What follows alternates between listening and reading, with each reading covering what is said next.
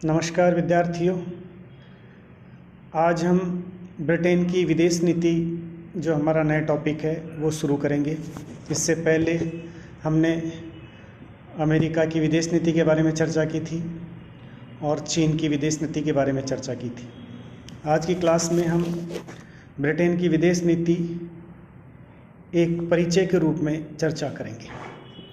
अगस्त 1945 में जब द्वितीय विश्व युद्ध विराम हुआ तब ब्रिटेन की स्थिति पहले जैसी नहीं रही थी।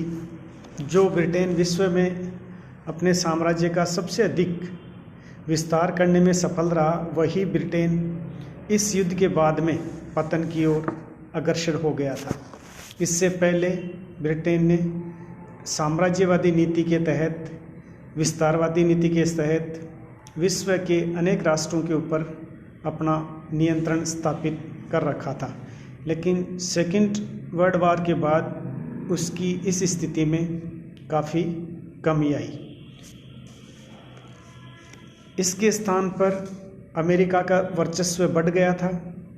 यूरोप के राष्ट्रों में असुरक्षा की भावना बढ़ रही थी।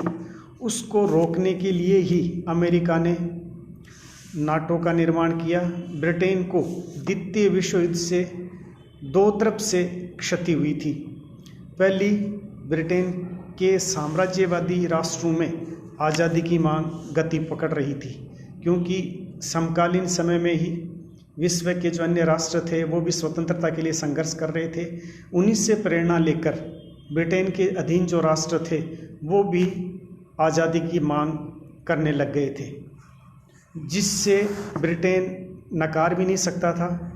दूसरा जो नुकसान उसको हो रहा था वो था कि ब्रिटेन की शक्ति का पतन व्यापक पैमाने पर हुआ था, जिसमें आर्थिक, राजनीतिक, व्यापारिक हितों की भी उनकी क्षति हुई थी।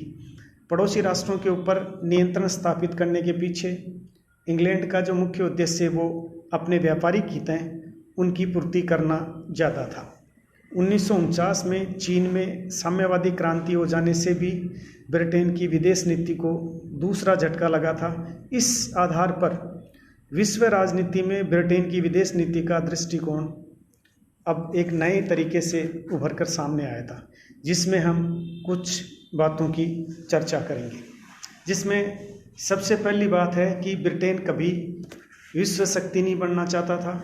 विश्व इतिहास में प्रथम विश्व युद्ध से पहले भी ब्रिटेन को महाशक्ति नहीं माना गया था। ऐसी स्थिति में 1945 के बाद की ये नकारात्मक स्थिति ब्रिटेन के लिए रही और ब्रिटेन के राष्ट्रीय और अंतर्राष्ट्रीय हालात भी काफ़ी बदल गए थे। दूसरी जो हम बात करेंगे उसकी विदेश नीति के दृष्टिकोण की, वो है कि ब्रिटेन पूर्ण रूप से औद्योगिक संपन्न राष्ट्र था। द्वितीय विश्व युद्ध के बाद इसकी राजनीतिक समस्या के बजाय आर्थिक समस्याएं वो उभर कर आई थी। ब्रिटेन अपने खोए हुए बाजार को पुनः प्राप्त करना चाहता था। इस कारण वह ECM यानी यूरोपियन कॉमन मार्केट में प्रवेश करके आर्थिक हितों को पूर्ण करना चाहता था।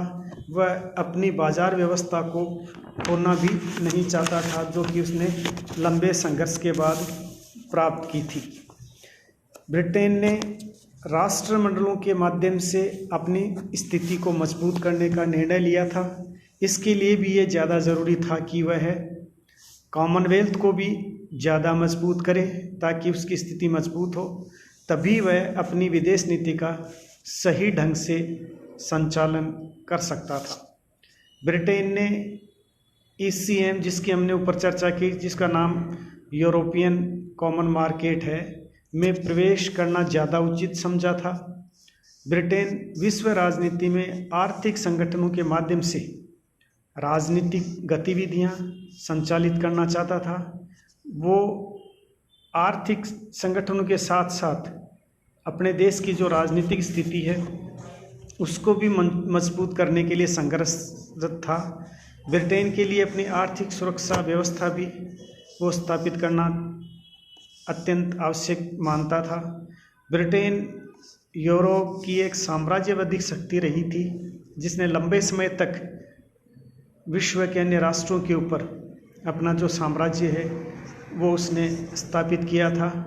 तो वो चीज़ें धीरे धीरे उसके हाथ से छीनती जा रही थी। इस प्रकार अपनी एक संघर्षपूर्ण जो स्थिति है उस दौर से ब्रिटेन इस समय गुजर रहा था। शक्ति रही है जिसने लंबे समय तक अपने साम्राज्य को स्थापित कर उन पर कब्जा बनाए रखने में सफलता भी प्राप्त कर रखी थी। इस बात को विश्व के अन्य राष्ट्र भी बहुत अच्छे तरीके से जानते थे कि ब्रिटेन अपने साम्राज्यवादी नीति के कारण विश्व के जो अन्य राष्ट्र हैं उनके ऊपर अपना आधिपत्य स्थापित करके अपनी आर्थिक राजनीतिक स्थिति को वो मजबूत करना चाहता था। इस कारण वह यूरोप की राजनीति से अलग होकर भी विदेश नीति का संचालन नहीं कर सकता था, क्योंकि यूरोप के समस्त राष्ट्रों के साथ वो जुड़ा हुआ था। ये विकल्प भी उसके सामने शेष रह गया था। यूरोप को संघीय राज्य के रूप में उभारने का प्रयास करना भी इंग्लैंड के लिए अत्यंत आवश्यक था। धन्यवाद विद्यार्थी।